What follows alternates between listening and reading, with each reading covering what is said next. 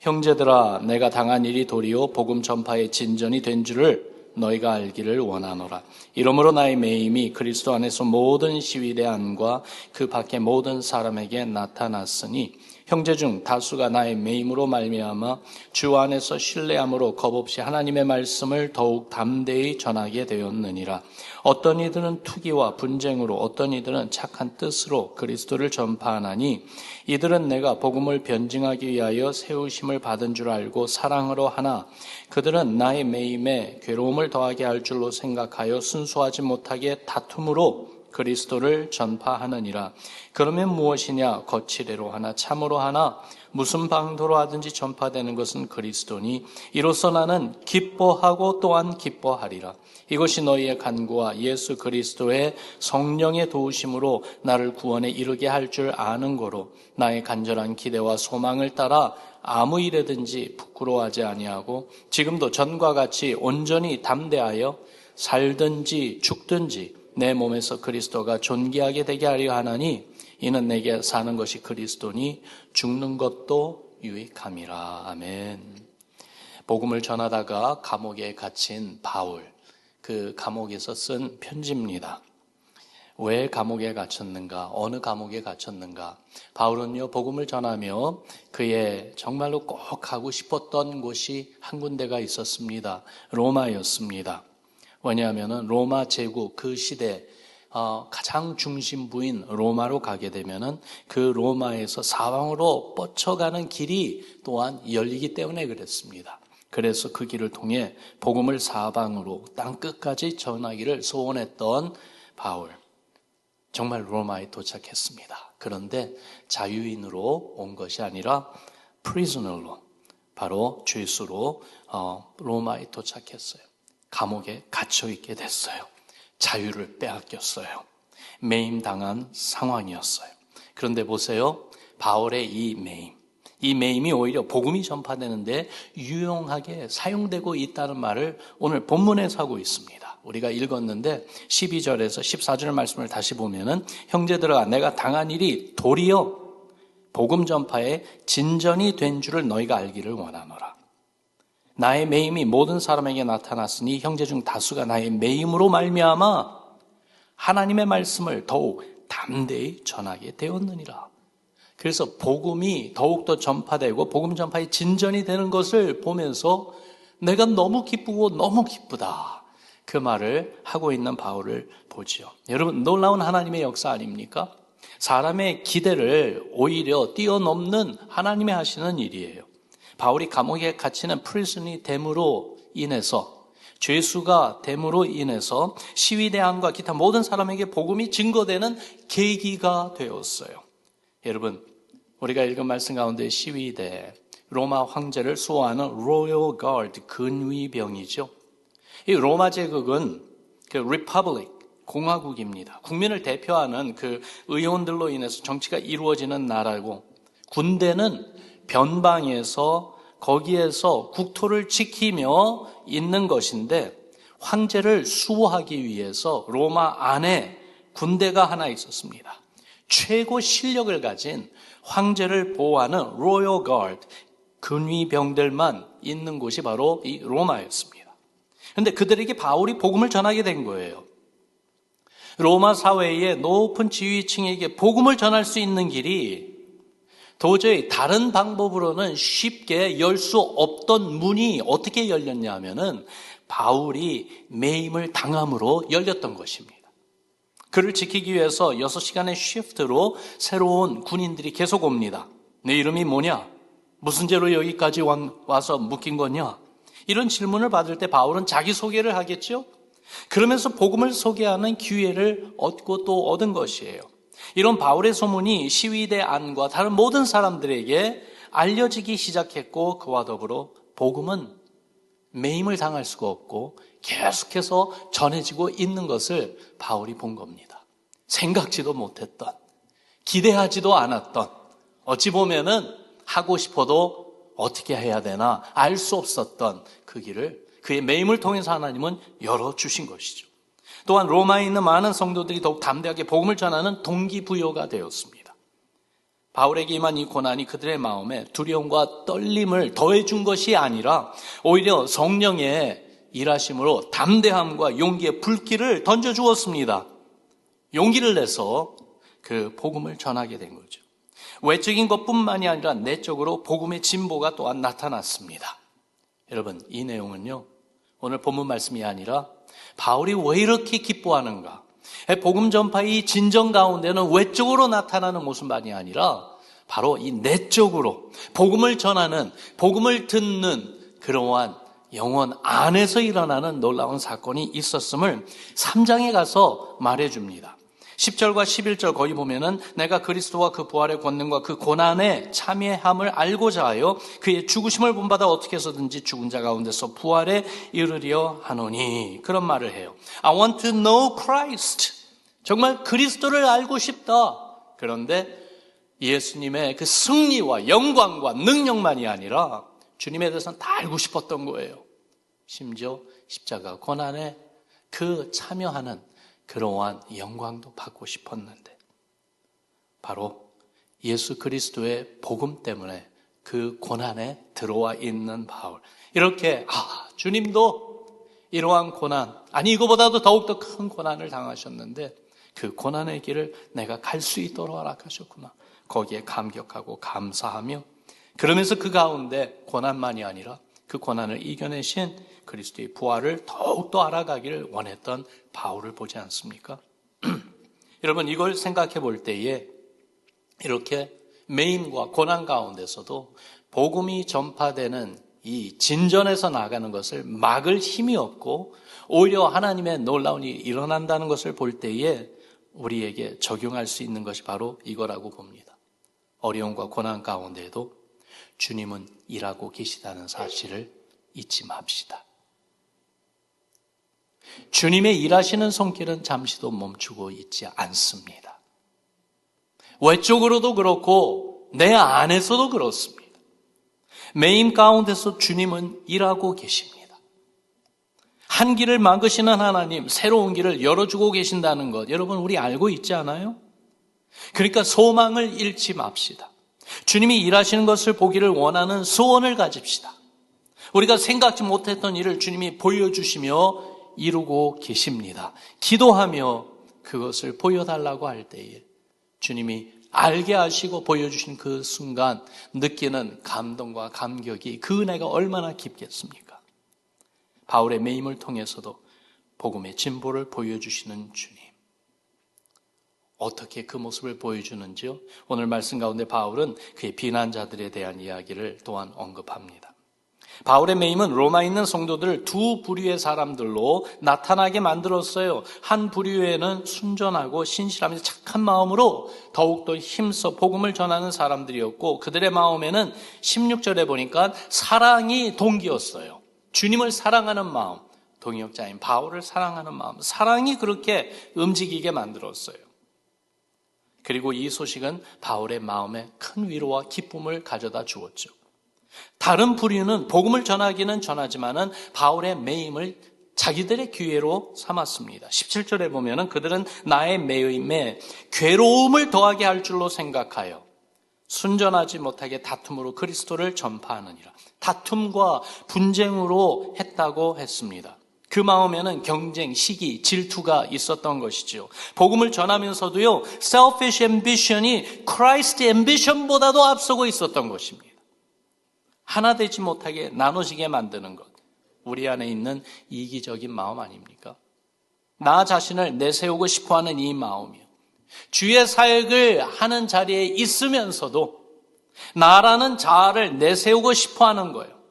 남보다는 내가 더 잘해야 되고 내가 더 뛰어나야 되고, 이 selfishness, 이것은 주님의 교회를 하나 되게 하지 못하고 나눠놓습니다. 복음을 전하며 예수 그리스도의 이름으로 사역을 하면서도 하나 되게 하지 못합니다. 이러한 마음, 함께하는, 협력하고 연합하는 이러한 하나 되게 하는 마음이 없을 때에는요, 자꾸 끊어져요. 여러분, 주님의 사역은요, 주님은 쉬지 않고 계속 일하시기 때문에 주님의 사역은 계속 이어져야 돼요. 어찌 보면은 우리가 할 때보다도 다음 세대, 우리가 전성기를 이루고 있는 우리 시대가 끝나가고 새로운 젊은이들이 이제 그들의 시대를 시작할 때는 우리에게 주어주셨던 이 사역이 계속 이어지면서 더 성황하고 더 잘되고 더욱더 주님을 기쁘게 해드리는 모습으로 나아갈 수 있어야지만이 되겠어요. 그러기 위해서 우리가 해야 될 몫이 무엇일까요? 여러분, 우리가 기도하면서 주님께서 우리에게 주의 사역을 맡겨주십니다. 그래서 팀장이 됩니다. 부장이 됩니다. 교회에 중요한 직분을 가지고 일합니다. 임기 동안 열심히 합니다. 그런데 나의 임기가 끝났을 때 그 다음이 더 중요한 거예요. 여러분 잊지 마세요. 그 다음이 더 중요한 거예요. 내가 했었을 때보다 내 일이 마치고 내 임기가 마쳤을 때 그 다음이 더 좋아야 됩니다. 전 두려워요. 2주 전에 말씀을 전했던 다음 세대를 생각하면 두려운 마음이 있어요. 우리 교회만이 아니라 저 자신의 이야기이기도 해요. 주님이 정하신 그 한때가 지나고 나서 주님 앞에 섰을 때 착하고 충성된 종아 네가 참 잘했다 칭찬받는 거기에는 정말 내가 열심히 뛸 때만이 아니라 그것이 거름이 되고 그것이 정말로 인베스트먼트 투자가 되고 그것이 정말 주님을 위한 또 한 사람과 또 한 세대를 일으키는 하나님의 역사가 되었어요. 우리의 수고의 아름다운 열매가 주님의 은혜 가운데 계속해서 더 나와야 되지 않겠습니까? 마태복음 5장에서 주님은 우리를 세상의 소금이요 빛이라 하셨습니다. 여러분 소금과 빛의 공통적인 특징 알고 있죠? 자기 자신을 드러내지 않잖아요. 소금이 자기 자신을 드러내는 그 순간 그 짠맛 때문에 음식 맛을 다 버려놓게 만들죠. 오히려 녹아서 짠맛이 아니라 음식의 맛을 돋구는데 거기에 진정한 의미가 있겠죠. 빛도 비춰짐으로써 어두움에 가려져 있던 사물들을 드러내는 거예요. 빛이 자기를 드러낸다고 너무 강하게 하면은요, 오히려 다 못 보게 만듭니다. 그렇죠? 태양을 직접 볼 때에 시력이 밝아집니까? 아니죠. We get blinded. 너무 강한 빛으로 다 못 보게 돼요. 그러나 빛이 자기 자신을 드러내려고 하지 않고 오히려 어두움에 가려져 있던 사물들을 드러낼 때에 거기에 진정한 의미가 있죠. 우리의 공동체, 작은 공동체인 가족부터 목장에서 큰 공동체인 우리 전체 교회, 심지어 지역에 있는 교회들, 여러분 하나 되기를 늘 힘씁시다. 경쟁과 시기, 질투가 아닙니다. 순전하고 신실하며 착한 마음과 사랑의 마음으로 하나 되어야지만이 됩니다. 그 비결이 무엇인가? 18절을 보세요. 18절 말씀해 보니까 이렇게 말씀하고 있어요. 화면에 있는 말씀 같이 읽습니다. 시작. 거치대로 하나 참으로 하나 무슨 방도로 하든지 전파되는 것은 그리스도니 이로써 내가 기뻐하고 또한 기뻐하니라. 여러분 하나 되게 하는 비결이 바로 여기 있어요. 뭐냐 하면은요, 마음의 초점이 그리스도에게 가 있는 거예요. 그리스도에게 가 있는 거예요. 어떻게 하든지 그리스도만 나타나면 되는 거예요. 바울과 경쟁하는 자들이, 바울을 비난하는 자들이 바울에게 괴로움을 더하게 할 줄로 생각하여 순전하지 못한 동기로 그리스도를 전하고 있지만은 그래도 결국 그리스도가 전해지고 있다는 그 사실 하나만으로 만족하고 기뻐하는 이 바울의 마음은요, 계속해서 하나 되게 하는 그 일에 힘쓰고 있어요. 그 마음이 흐트러지지 않고 있어요. 18세기 영국의 대부흥가였던 그 존 웨슬리 목사님이 있는데요. 그 당대에 또한 조지 휘트필드라고 하는 영국 성공회 목사님, 유명한 부흥사였습니다. 이 두 분이요, 같은 시대에 큰 영향을 끼쳤어요. 그런데 우리가 알듯이 존 웨슬리 목사님은 감리교회의 창시자고요. 그리고 조지 휘트필드 목사님은 영국 그 국가가 서포트하는 후원하는 영국 성공의 목회자입니다. 그러니까 교단적으로 볼 때에 다르죠. 어떻게 보면은요, 서로 충분히 경쟁할 수 있어요. 인기도도 대단했습니다. 신학적인 배경이 다릅니다. 여러 면으로 볼 때요, 다른 점이 참 많았어요. 그러나 당대 유명한 부흥사로서 수천 명의 사람들에게 복음을 전하는 이 두 사람, 한 분은요, 한 사람이 웨슬리 목사님에게 와서 질문했답니다. 목사님, 천국에 가면 위필 목사님을 천국에서 만날 거로 생각하십니까? 그랬더니 웨슬리 목사님이 그렇게 대답했대요. 아니요. 그러면은 위필 목사님은 중생한 정말로 구원받은 사람이라고 생각하지 않습니까? 그건 당연히 아니죠. 그분은 중생한 분이죠. 그분은 구원받은 하나님의 사람이지요. 그런데 왜 천국에 가면 그분을 만나보지 못할 거라고 말씀하세요? 그러니까 웨슬리 목사님이 그렇게 말씀하셨대요. 그 이유는 그분은 하나님의 보좌 앞에 누구보다도 더욱 가까이 가 있기에 나같이 부족해서 조금 떨어져 있는 분은 감히 만나볼 수 있을 자격을 얻을 것 같지가 않아요. He will be so close to the throne of God and I so far away that I will not be able to see him. 웨슬리 목사님 마음에 겸손이 느껴지십니까? 사람들은 두 목사님의 사이에 경쟁하는 것처럼 생각해 보려고 했지만은 그러나 웨슬리 목사님은요, 경쟁이 아니었어요. 초점은 그리스도였어요. 그리스도가 전파되는 것, 그것만으로 충분했던 거예요. 비난을 받는 것이 쉽지 않습니다. 특히 바울과 같이 감옥에 갇혀 있고 어려운 가운데 있을 때 비난받는 것은 더욱더 감당하기 어렵습니다. 왜요? Unfounded accusation. 근거도 없는 비난이잖아요. 억울하잖아요.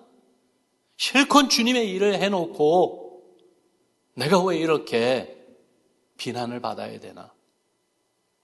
화가 나고요. 그러면서 나 자신을 설명하며 그렇지 않다고 해명해보고 싶고요. 그런데 바울은 그쪽으로 자기의 마음을 쏟지 않았습니다. 그의 마음은 오직 한 가지에 초점, 포커스를 맞추고 있었어요. 전파되는 것은 그리스도니 나는 기뻐하고 기뻐하리라. 이것이었어요. 우리 교회에 있는 많은 사역들 또한 그 사역을 감당하는 사역자들 그리스도를 나타내고 전파하는데 초점 맞추는 우리 모두 되기를 바랍니다. 내가 리더가 되지 않고 내게 핵심적인 일이 맡겨지지 않으면 못마땅해 하는 그런 마음 잊지 않기를 바랍니다.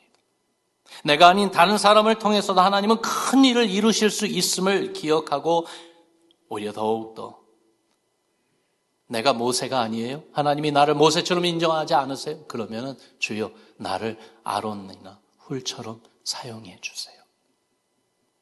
그렇게 겸손히 앞서서 달려가는 그 주님의 사람에게 겸손히 다가가 격려해주고 도와주고 힘이 되어주고 연합하여 복음의 파트너로서 동역하는 데 힘쓰는 우리 되기를 주의 이름으로 축원합니다. 연합하고 협력하기에 힘쓰는 것 참 중요해요. 여러분 우리가 잘 알듯이 예수님께서요 제자들과 또 우리를 위하여 기도하신 그 기도 대제사장의 그 기도가 요한복음 17장에 나오잖아요. 거기에 주님이 우리를 위해 기도하신 기도의 핵심은 다른 게 아니었잖아요. 그들이 하나 되게 하소서. 아버지와 내가 하나인 것처럼 우리와 함께 하나 되게 해 주옵소서. 여러분 꼭 기억합시다. 이것이 우리 교회 안에만이 아닙니다. 주님이 우리에게 주신 마음은 대외적으로도 교회들이 선교지역의 선교사님들, 사역들과 함께 연합하고 협력하는 것입니다. 그래서요, 어찌 보면은 우리 교회 자체적으로 해낼 수 있는 사역들이 있어요. 우리에게는 그만한 힘이 있어요. 하나님이 주신 리소스들이 있어요. 그런데도 우리 자체적으로 하려고 하지 않고 오히려 그 일을 함께하는 분들, 그 일을 함께하는 그러한 단체, 그 일을 함께하는 하나님의 사람들과 함께 연대를 이루고 연결하고 협력하고 동역하려고 하는 이유가 바로 여기에 있는 거예요. 오직 그리스도를 함께 전파하기에 힘쓰고 서로에게 힘이 되어 주었으면 좋겠습니다. 바울의 매임에도 불구하고 복음이 진보되고 있음 보았죠. 바울의 비난자들이 주는 괴로움에도 불구하고 전파되는 그리스도로 인해 기쁨을 맛본 그 바울을 보았죠. 그러나 바울은 그보다 더욱 비상한 헌신을 오늘 본문에서 이야기해주고 있어요. 여러분, 우리가 여기까지 갔으면 좋겠어요. 그가 그런 말을 하죠. 살든지 죽든지. 생사에 대한 이야기를 합니다. 20절 우리 같이 한번 읽어봅시다. 20절 말씀 시작. 나의 간절한 기대와 소망을 따라 아무 일에든지 부끄러워하지 아니하고 지금도 전과 같이 온전히 담대하여 살든지 죽든지 내 몸에서 그리스도가 존귀하게 되게 하려 하나니. 이 말을 하는 이 바울에게 비범한 마음, 분명한 각오가 있음을 우리가 느껴야 돼요. 어쩌면 로마의 반역자로 판정을 받아 죽임을 당할 수 있습니다. 지금 감옥에 갇혀 있어요. 재판을 받을 거예요. 정말 복음을 더 전하고 싶지만은 복음을 전하지 못하는 끝이 올 수가 있습니다. 그러나 또한 반면에 결백함이 증명돼서 풀려날 수도 있습니다. 어떤 결과가 그를 기다리고 있는지 모르는 상황이에요. 그런데 보세요. 바울의 마음에는 모르는 상황 때문에 그의 마음이 계속해서 혼란하고 그리고 힘든 가운데 있는 것이 아니라 자신이 살든지 죽든지 어떤 결과가 나타나든지 오직 한 가지만을 자기의 목표로 삼는다고 말합니다. 내 몸에서 그리스도가 존귀하게 되게 하려 한다. Let Christ be magnified in my body. 특별히 영어 성경에 Let Christ be magnified. magnify, 이 단어가 참 마음에 와닿아요. magnify. 밤하늘에 보이는 별 너무 작게 보이죠. 그러나 실제로는 지구보다 수백 배 이상 큰 별들이 너무나도 많습니다. 이런 별들을 magnify, 확대시켜서 실제 모습을 보여주는 것이 텔레스코프, 천체 망원경이죠. 이런 망원경을 보며 실제로 크고 웅장한 별의 모습을 볼 수가 있어요. 마찬가지로 바울은 자기의 몸, 자기 인생을 하나님이신 영광의 주님이신 그리스도를 magnify, 확대시켜 보여주는 텔레스코프, 천체 망원경처럼 사용됐으면 좋겠다. 그게 그의 소원이었어요. 여러분, 예수님, 우리 주님은요, 불신자들에게는, 그들에게는 오래전 역사에 한번 살았던 한 인물일 뿐입니다. 그들 생각하기에는 나와는 아무 상관없는 그런 존재다. 유대인, 나는 유대인이 아니니까 그게 무슨 관계가 있는가? 어느 커넥션을 만들지 못합니다. 그러나 바울과 같이 우리가 텔레스코프가 되어준다면 예수님이 실제로 누구신지 사람들에게 보여줄 수 있지 않겠습니까? 예수님은 하나님의 아들이시고 그분이 바로 우리를 만드신 하나님이라는 사실, 예수님이 죄악에 빠진 우리를 구원해 주실 수 있는 유일한 구원자라는 그 사실, 예수님은 지금도 살아계셔서 누구든지 당신의 이름을 믿고 부르는 자에게 성령을 주시는 사랑의 주님이시고 전지전능하신 하나님이시며 우리의 구원자라는 그 사실 등등, 예수님만이 우리 각자 이 개인과 인류의 유일한 소망이라는 사실을 확대해서 보여줄 수 있지 않겠습니까? 내가 살든지 죽든지 내 몸에서 오직 그리스도가 존귀히 확대되어 magnify 되는 것이 나의 목표라는 사실, 바울은 그걸 고백하고 있는데요. 여러분, 이 바울의 이 고백이 나의 고백이 되고 여러분들의 고백이 되기를 주의 이름으로 축원합니다. 북한에 있는 그 정치범 수용소에 그리스도를 믿는 성도들이 발각되어 잡혀 들어가죠. 받는 고문과 고통이 얼마나 심한지 아마 우리의 상상을 초월할 겁니다. 우리가 어디서 읽어서 안다고 하지만 정말 아는 걸까요? 우리는 그런 거 체험해보지 못했기 때문에 우리가 느껴보지도 못한 더욱더 크고 감당하기 어려운 고난일 겁니다. 오히려 죽는 것이 낫다고 하는 그런 곳에서, 거기에서 사실 살아나올 수 있는 방법은 늘 열려 있지요. 그러한 정치범 수용소에서 나올 수 있는 문은 항상 열려 있어요. 어떤 문이요? 예수님 부인하면 돼요. 예수 이름을 저주하면 돼요. 예수 그 이름에 침을 뱉어버리면 돼요.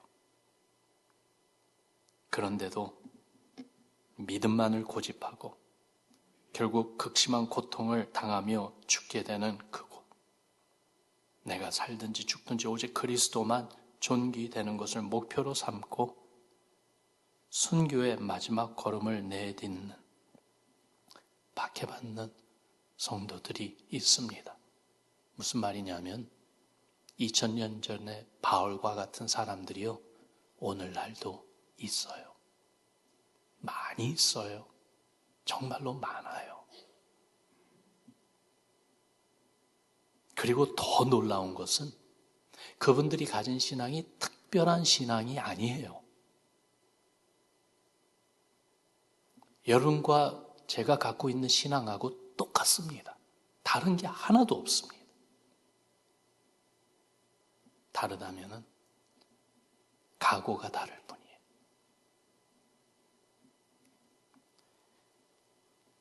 오늘 이 아침에 우리가 주님 앞에 나와 기도하면서 다시 한번 우리의 각오, 우리의 결단을 새롭게 할 수 있기를 바랍니다.